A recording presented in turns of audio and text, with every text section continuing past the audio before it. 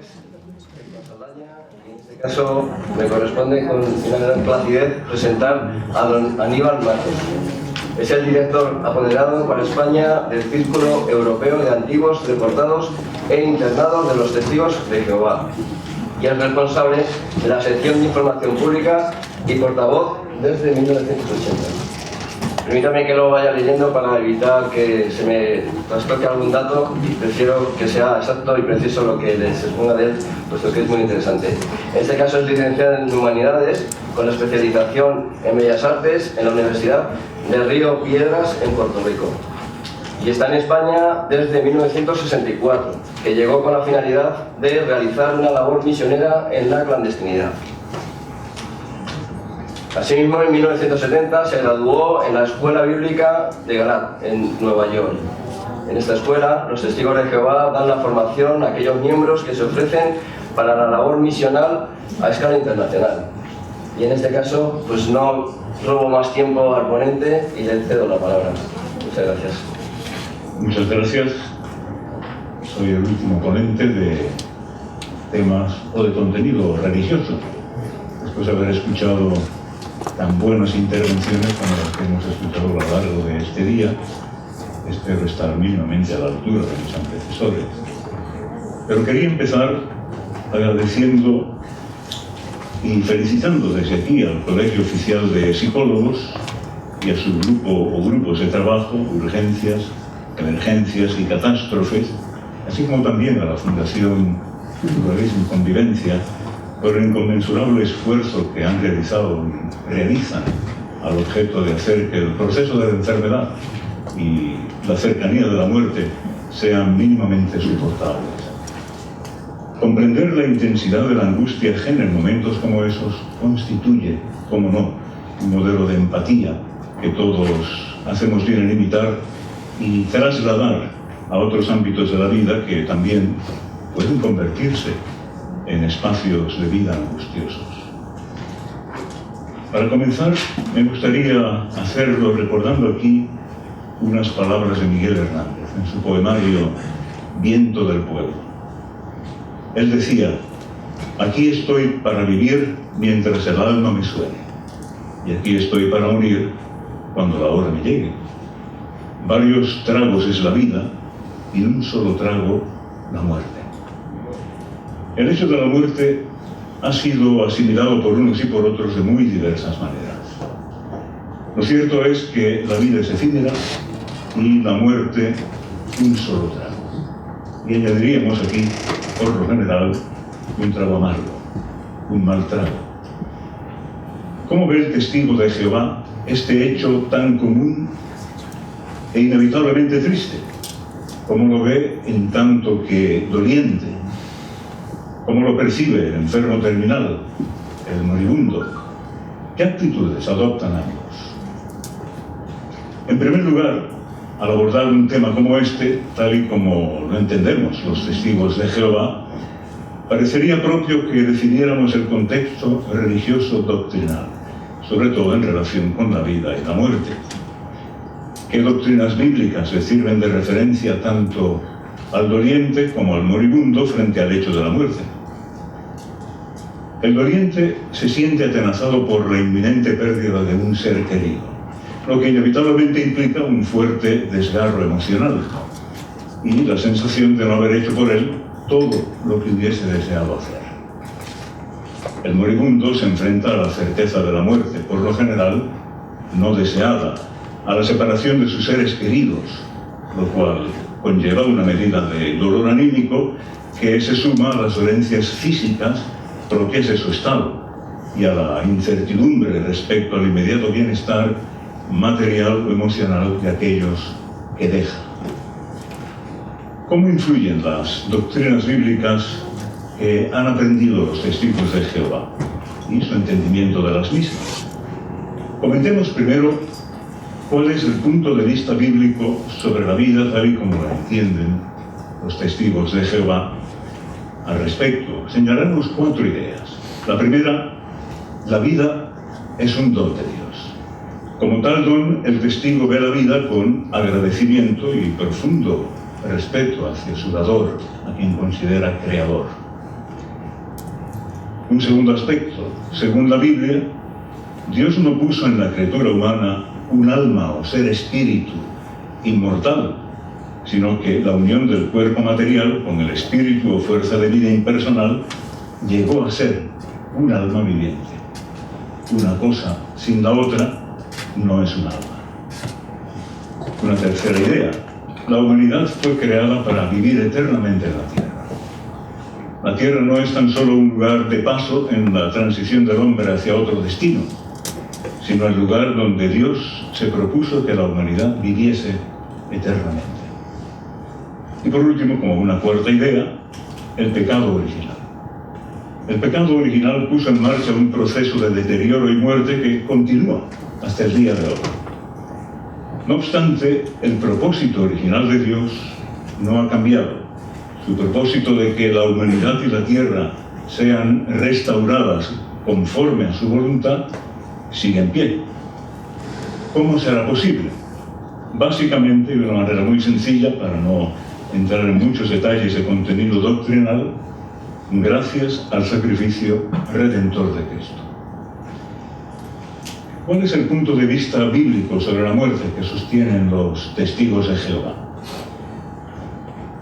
En tanto almas vivientes, cuando la persona muere, muere el alma que somos. La Biblia dice específicamente, el alma que pecare, esa misma morirá. La muerte es la negación de la vida, no un estado intermedio. Entonces, ¿qué ocurre al morir? Se cumple lo que se dice en el primer libro de la Biblia, Génesis capítulo 3, versículo 19. Palabras del soberano universal, quien dijo, sobre todo en el caso de que aquella primera pareja humana incurriese en pecado, polvo eres y al polvo volverás. Lo cual indica que no hay vida después de la muerte, no existe el más allá. Por lo tanto, tampoco sufrimiento después de la muerte, salvo el de aquellos que sobreviven al difunto. Sobre esta base, ¿qué esperanza abriga el testigo de Jehová? Básicamente, lo que dice otro pasaje bíblico, la muerte ha de ser tragada para siempre. También la Biblia afirma que habrá una resurrección, una vuelta a la vida, y asegura que habrá una vida eterna en perfección sobre la tierra una vez restaurada. Estas palabras se hallan en el último libro de la Biblia, Revelación, Apocalipsis, capítulo 21, versículo 4. Somos muy amigos de dar referencias numéricas, pero no os cansaré con tantos datos. Y respecto al doliente, el doliente, pese al dolor natural de la separación que representa la muerte de su ser querido, no se apesadumbra en exceso. El señor Buch esta mañana hizo referencia a este pasaje, en las palabras del apóstol Pablo. Es cierto que siente la muerte de un ser querido, pero en base a su esperanza no se apesadumbra al grado de llegar a límites de intensa desesperación. Además, sobre la base de su fe en la resurrección, tiene la firme esperanza de volver a ver a sus seres queridos, lo cual es un aliento más. Y el moribundo, pese a la lucha interna que supone aceptar el hecho ineludible de la muerte y el dejar a sus seres queridos, comparte las mismas convicciones y expectativas del doliente. Por lo mismo, tampoco se apesadumbra en exceso. Y además, como el primero, también espera volver a ver a sus seres queridos en la resurrección. Habiendo repasado de una manera muy breve estos aspectos de carácter doctrinal, convendría abordar un aspecto ético. Una doctora estadounidense, con motivo de la muerte de su abuela, dijo: sobre todo, lloré por mí misma, por el pesado sentimiento de culpabilidad que tenía al no haber sido capaz de librar del dolor y la indignidad a mi querida abuela. La muerte es una derrota, un fracaso. De este comentario se deducen cuestiones que desde hace años son motivo de reflexión para la clase médica e instituciones sanitarias, como ¿Debería mantenerse vivo a un ser querido que sufre de una enfermedad incurable? ¿Habría de administrarse de alimentación intravenosa u otros métodos artificiales de alimentación a un enfermo terminal?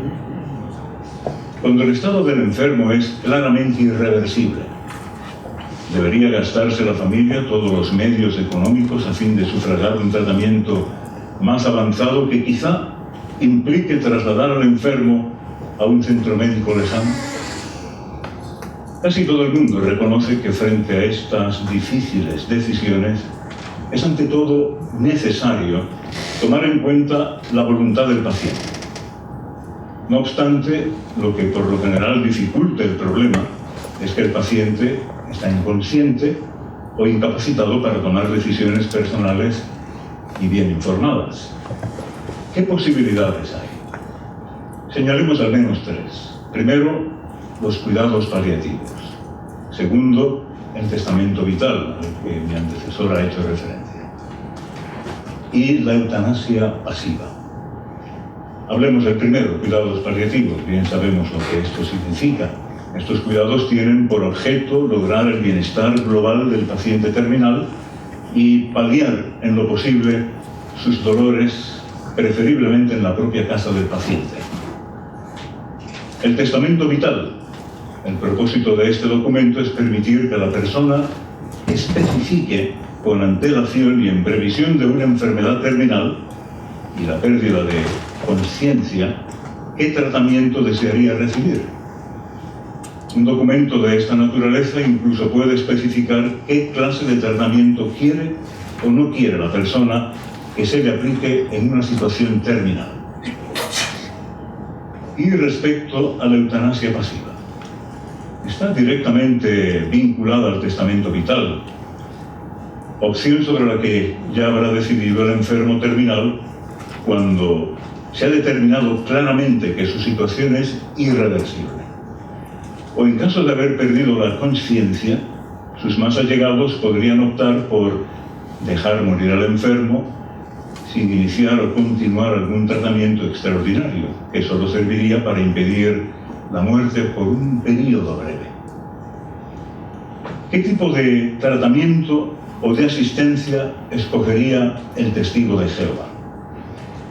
En primer lugar, cabría reconocer que cada situación en la que hay implicada una enfermedad terminal es distinta, trágicamente distinta, y no existen reglas únicas para todo caso. Además, el testigo entiende que tiene la obligación de asegurarse de lo que a este respecto permiten las leyes de su país. Únicamente en el caso de una enfermedad terminal innegable, porque se ha determinado claramente que la situación es irreversible, podría pensarse en pedir que se descontinuasen los procedimientos tecnológicos o mecánicos para sostener la vida, lo que llamamos eutanasia pasiva. En tales casos, no existe ninguna razón bíblica para insistir en que se prolongue un proceso de muerte que ya está muy avanzado y, como digo, es irreversible. Hablemos ahora, de manera también breve, respecto a las actitudes de las personas allegadas al doliente y las actitudes que se esperarían del doliente también. ¿Qué pueden hacer las personas allegadas al doliente? Esta es una parte que entendemos fundamental dentro del contexto de esta jornada. Primero, escuchar. Segundo, tranquilizar. Hacerse disponible. Tomar la iniciativa solo si es lo más prudente. Escribirle o enviarle una nota de consuelo al doliente. Orar con ellos. Comentemos brevemente cada una de estas ideas. Escuchar. Una de las principales ayudas que se puede ofrecer al doliente es escucharlo. Y, como no, compartir su dolor. Tal vez preguntarle, ¿quieres que hablemos de ello? Permitir que él decida. La Biblia aconseja escuchar con paciencia y compasión, pues dice, lloren con los que lloran. Jesús lloró con Marta y María cuando la muerte de su hermano Lázaro, el hermano de ambas. La idea de tranquilizar.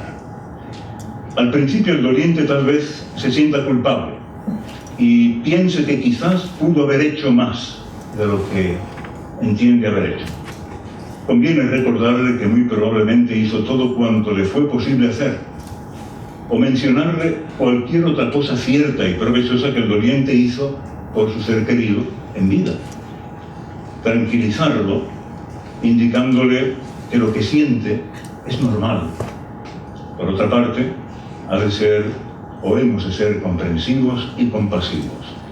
Nuestra bondad puede significar mucho para la persona que sufre la pérdida de un ser querido.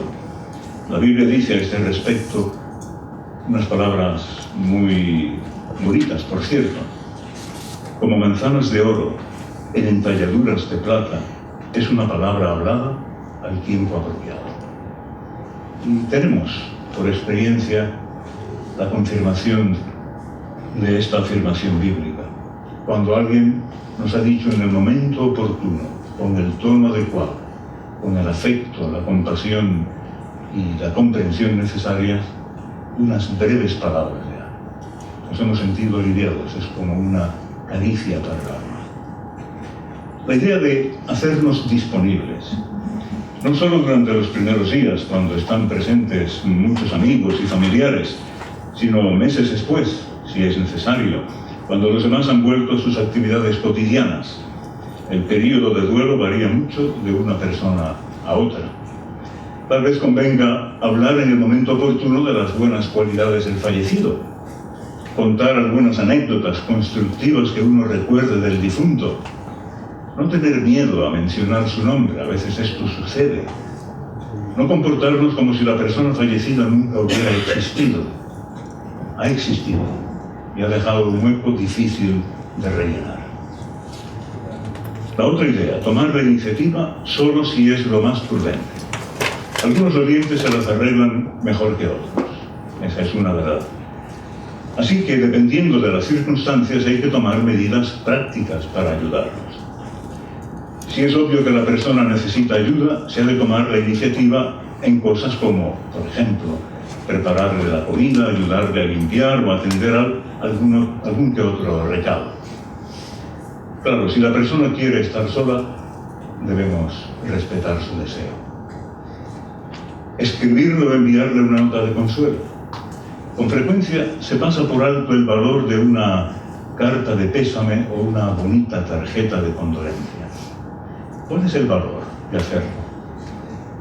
Sencillamente que puede leerse y releerse una y otra vez.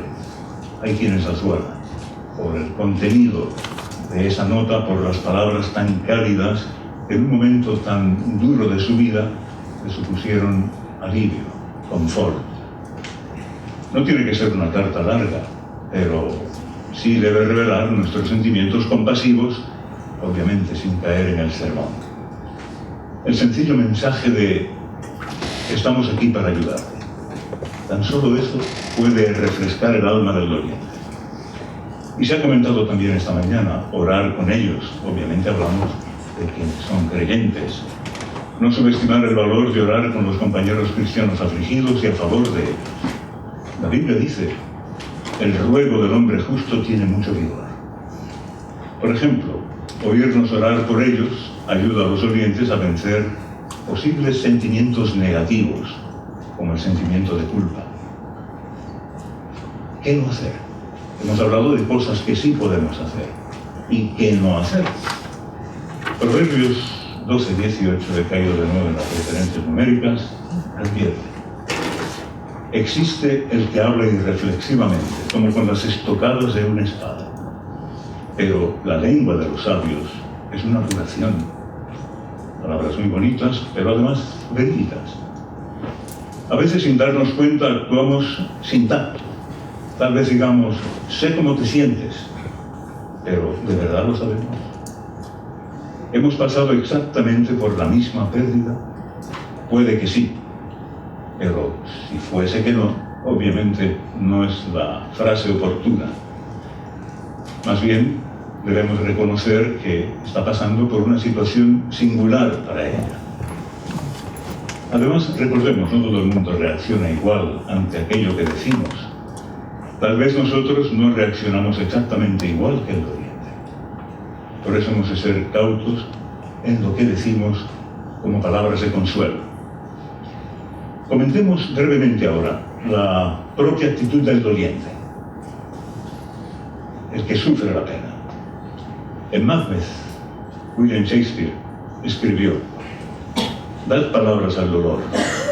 La desgracia que no habla murmura en el fondo del corazón hasta que no puede más, hasta que le quiebra. Una forma de desahogarse es hablando. Después de perder a sus 10 hijos y de sufrir otras cuantas desgracias personales, el antiguo patriarca Job dijo: mi alma ciertamente siente asco para con mi vida. Y notad lo que añade: hablaré, sí, en la amargura de mi alma. Por consiguiente, hablar es un buen consejo. Si el doliente habla de sus sentimientos con un compañero verdadero que le escucha paciente y de manera comprensiva, puede encontrar cierto alivio. Al expresar verbalmente las experiencias y los sentimientos por los que pasa, por lo general resulta más fácil comprenderlos él mismo y sobrellevarlos. Otro aspecto importante que también se refirió en algunos de los comentarios de este programa esta mañana: llorar. Llorar puede ayudar a aliviar la pena. Según la Biblia, hay un tiempo de llorar. Y qué duda cabe, ese tiempo llega cuando muere un ser querido. Derramar lágrimas de dolor es parte esencial del proceso de la recuperación. Es posible que durante algún tiempo sus emociones, las del doliente, sean un tanto impredecibles. Quizás se le salten las lágrimas cuando menos se lo espera. Es necesario que llore y al mismo tiempo que sea paciente consigo mismo. Evitar los sentimientos de culpa. Ese es un campo algo más delicado. Hay quienes tal vez experimenten sentimientos de culpa tras la pérdida de alguien querido. Tal vez el doliente crea que algún descuido suyo contribuyó a la muerte de la persona a quien más quería. Le puede ayudar el pensar que los sentimientos de culpa, reales o imaginarios, son una reacción natural. También hay que pensar que estos sentimientos no hay que pensar, quiero decir, que estos sentimientos deben reprimirse a toda costa. Hay que darle salida. Si habla, es probable que encuentre gran alivio contando su inquietud a alguien que le escucha con atención.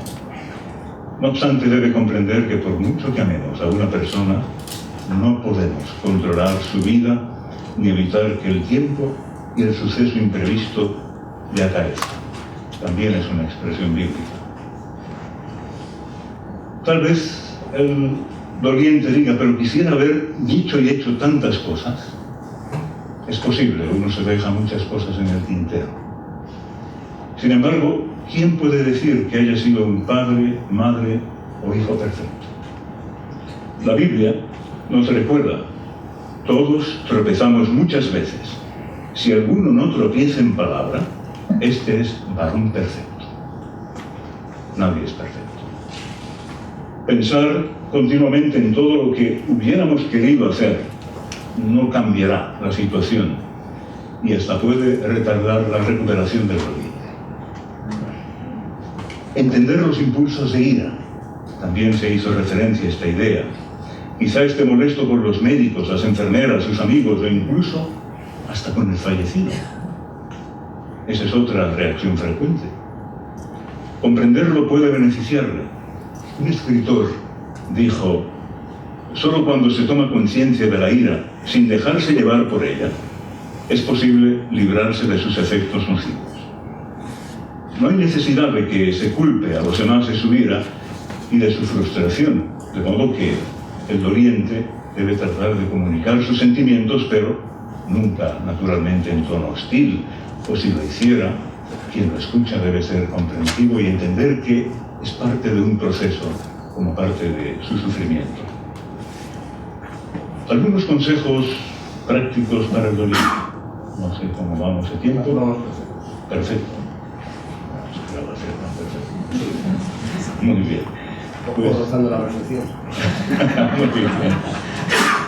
Pues hablemos de algunos consejos prácticos para el doliente. Un primer consejo sería confiar en los amigos. Dar lugar a que los demás le ayuden si se ofrecen y si su ayuda le puede ser útil. También cuidar de su salud. Es un momento oportuno para recordarle que está bajo una enorme tensión, que la aflicción puede causarle un gran desgaste, sobre todo al principio. No está de más que se le recuerde o que le recordemos que necesita más que nunca descanso suficiente, ejercicio sano y una alimentación adecuada. Sería conveniente que incluso le recomendáramos que haga una visita periódica a su médico de cabecera.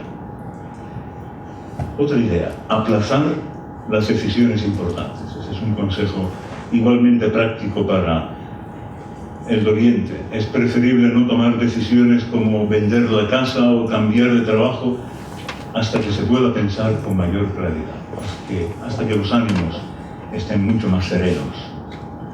Tal vez uno se desprenda de pertenencias valiosas y luego se dé cuenta de que eran recuerdos valiosos. Otra idea, ser paciente consigo mismo. El propio doliente tiene que intentar entenderse.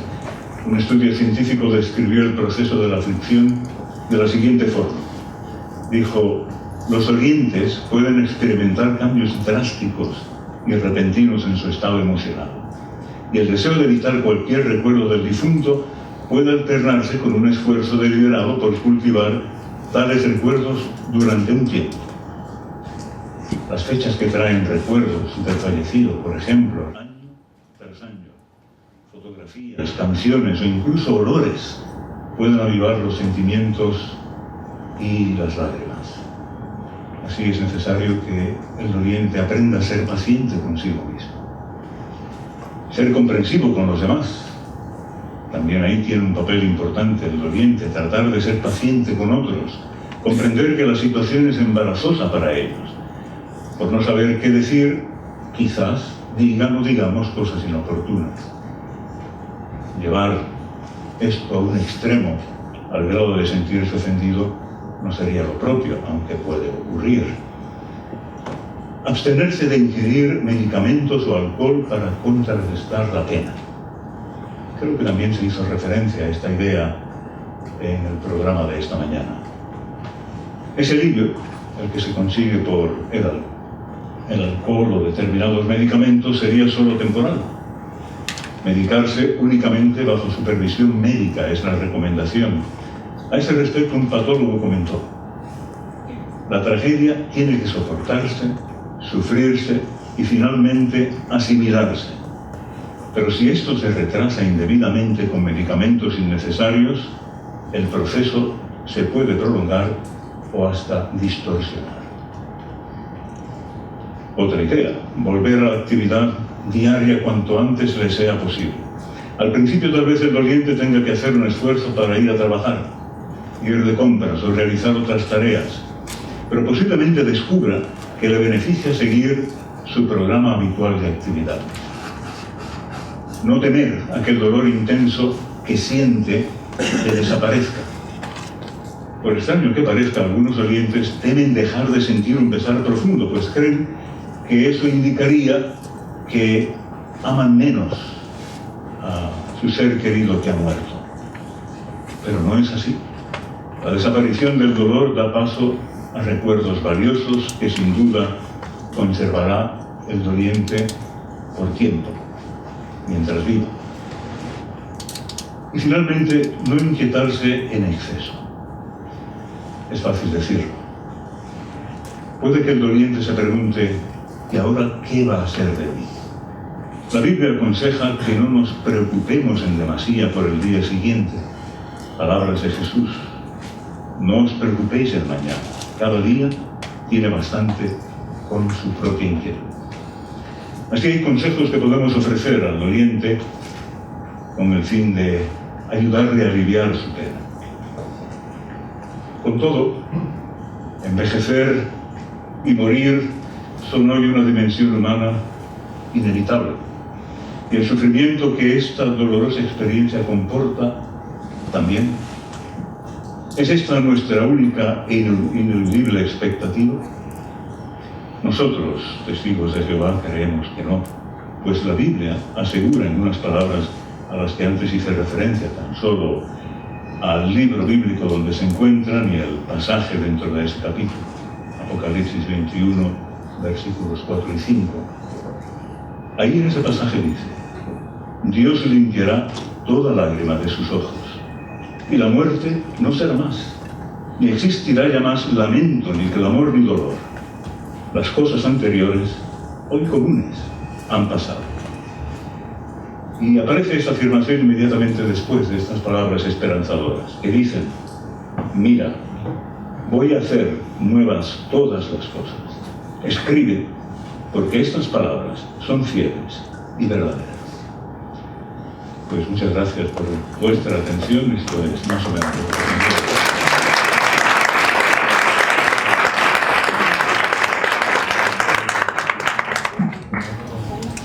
Hace favor de ir recogiendo las tarjetas para las preguntas. Sencillos, por favor. Mientras tanto, les puedo aportar una pregunta relacionada con las que se han hecho otras concesiones, el trato a las personas para el trasplante de órganos. Es una cuestión de decisión personal. Cada testigo de Jehová decide por sí mismo. Hay quienes, como escuché esta tarde, ya en vida hacen un testamento protegiendo su cuerpo para ese tipo de utilización. Así es, decisión personal. Bueno, pues como ya tengo un par de preguntas, nos expresan por una parte, no me queda clara la elección en caso de enfermedad terminal. Le dejo ahí solo la pregunta porque hace tres.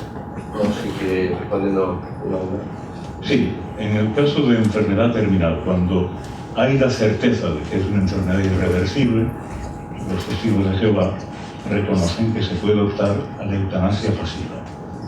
¿Por qué mantener con vida a una persona que ya está al límite, que inevitablemente va a morir, que solo prolongaríamos su sufrimiento? No obstante, esa es una decisión de la familia junto con la persona. Y por otra parte, ¿cuáles son las limitaciones terapéuticas por no transfusión de sangre en una persona enferma y cómo abordar este tema en un equipo de trabajo interdisciplinar con varios especialistas? No hay ninguna otra limitación en el caso de una intervención quirúrgica salvo nuestra objeción a la utilización de la sangre. Fuera de esa objeción a la utilización de la sangre, bien sea propia o ajena, no hay ningún tipo de limitación en el acto quirúrgico, es decir, el médico tiene sus manos libres para intervenir.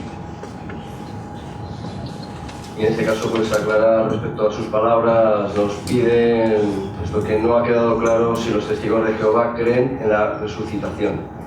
Sí, en efecto, creemos en la resurrección, si es esto lo que quien pregunta ha querido decir. Creemos que habrá una resurrección, es decir, que Dios le devolverá la vida a quienes han muerto. ¿Por qué parece tan relevante, incluso con una escuela internacional, la labor misionera en su creencia? La labor misionera es parte de nuestra actividad internacional. Hemos enviado y enviamos constantemente misioneros a países en vías de desarrollo, tanto países asiáticos como en Sudamérica, África. Hay más de 12.000 misioneros actualmente activos que están realizando una labor misional en esos campos. Nos preguntan si existe un manual de consejos, es decir, si se enseña el manejo del duelo a los dirigentes de los grupos de los testigos de Jehová. Manual, no, existe una monografía que aborda ese tema. De modo muy interesante, algunas de las ideas que aquí he ido comentando están extraídas de ese trabajo monográfico. Entendemos que la comunidad local o congregación de testigos cristianos de Jehová, todos y cada uno de sus miembros deben ser un activo a la hora de ayudar al doliente. No es algo que se delega tan solo en algunos miembros de la confesión dentro de una comunidad local o congregación. Comprendemos que esa es una responsabilidad de todos. Todos los miembros de una comunidad local o congregación han de ejercer ese papel. De ahí que esa información es sumamente útil, porque aprenden a saber qué decir, qué no decir y qué palabras de consuelo pueden ser realmente vivificantes. También nos insisten, igual que con respecto a otras confesiones, cuál es el tratamiento que se da a las personas que se suicidan. El suicidio es una tragedia, pero ¿quién puede juzgar las razones por las que alguien decide quitarse? Desde luego nosotros.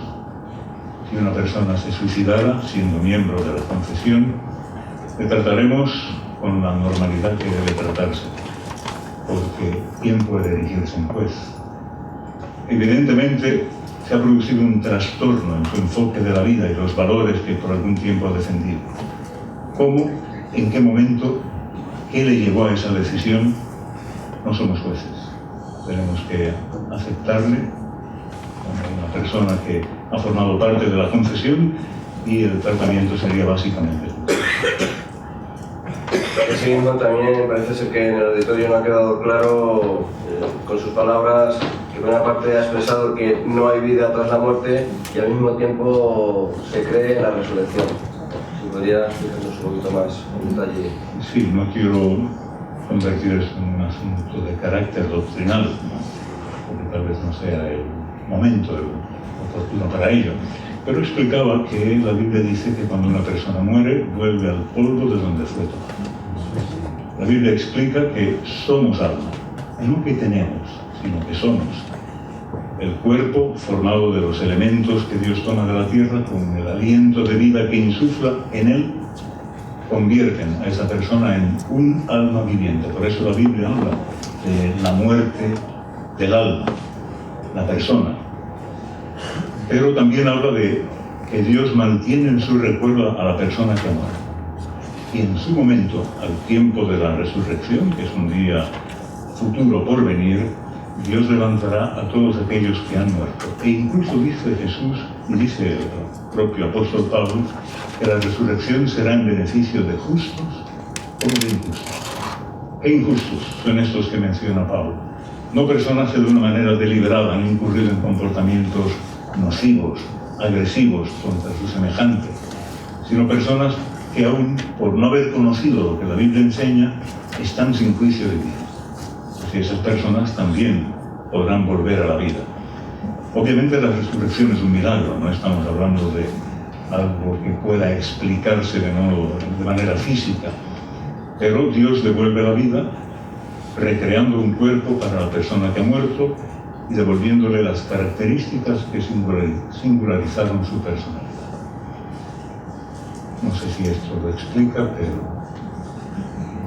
de todos modos también dejo mi correo electrónico por si hubiese preguntas de esta naturaleza. Al mismo tiempo nos preguntan también cómo reciben los testigos de Jehová la existencia psicológica. Toda ayuda siempre es útil y apreciamos la labor que nuestros queridos psicólogos realizan en momentos tan dramáticos, así que no podemos por menos que recibirlo con agrado. Tal vez el psicólogo no se encuentre una persona derrumbada, como puede ser el caso más habitual, pero somos humanos imperfectos, puede que el golpe sea tan brutal que uno esté totalmente abatido y la ayuda de un psicólogo como también será bienvenida. Y pues para terminar, y una pincelada muy concreta que es muy difícil, pero nos preguntan una particularidad que caracteriza su religión en relación a otras. Se nos puede expresar en 3 palabras. 3 palabras. Bueno, si son 4 ya esto le da un poco más de margen, hay algo más seguro. ¿Qué nos diferencia de otras confesiones religiosas? Sí, la pregunta concreta, ¿cuál considera usted que es la particularidad que caracteriza esta religión en relación a otras? fundamentalmente hacemos de la Biblia el eje de nuestra vida.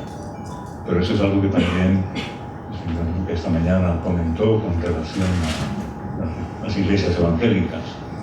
No obstante, haciendo de la Biblia el eje de nuestra vida, el libro de referencia para la toma de decisiones, hay grandes diferencias en cuestiones de carácter doctrinal.